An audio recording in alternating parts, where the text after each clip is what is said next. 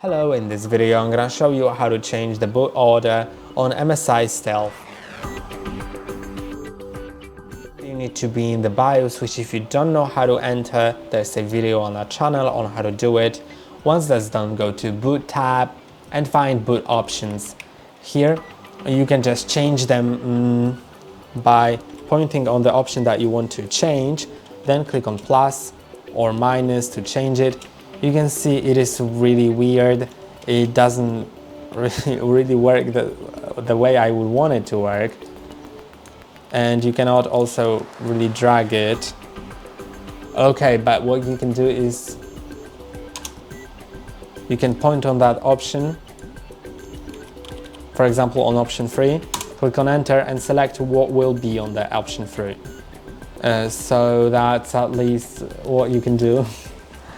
But it's still really weird and it's usually not like that. But I'm gonna leave it back on as it was. And you can also go to UEFI hard disk drive BBS priorities, because you can see I have boot option hard disk set.